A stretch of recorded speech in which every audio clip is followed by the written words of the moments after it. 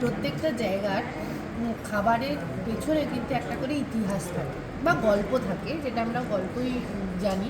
তো south India ঘুরতে এসে যতবার সাম্বার খাচ্ছি ততবার আমার এই সাম্বারের গল্পটা মনে পড়ছে। তো এই সাম্বার খাবারটা এলো কোথা থেকে? মহারাষ্ট্রের রাজা সাম্বাজি মহারাজ যখন এখানে যুদ্ধ করতে এসেছিলেন, যুদ্ধ জয় করার পর ওনার বিভৎস জোরে খিদে পেয়ে গেছিল। এবার সাউথ ইন্ডিয়া তখন মেন হতো বিভিন্ন রকমের সবজি বয়েল করে স্যুপের মতো করে খাওয়া হতো।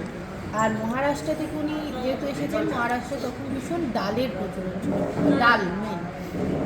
তো উনি যখন প্রথম এই সবজি খান, সে বলে এই বাবা এটা কি, মানে কোনো টেস্ট নেই, এতে কোনো পুষ্টি নেই।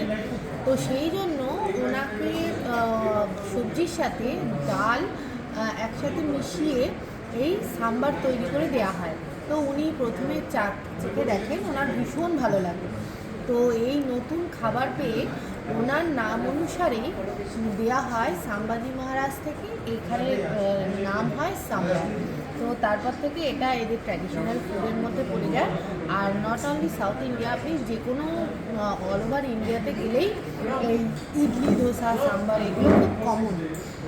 তবে এটা আমার পার্সোনাল মনে হচ্ছে যে আমাদের ওখানেও আমি এর আগে অনেক সাউথ ইন্ডিয়ান ফুড খেয়েছি, কিন্তু সাউথ ইন্ডিয়া এসে যে সাম্বারের কোয়ালিটি ইটস টোটালি ডিফারেন্ট।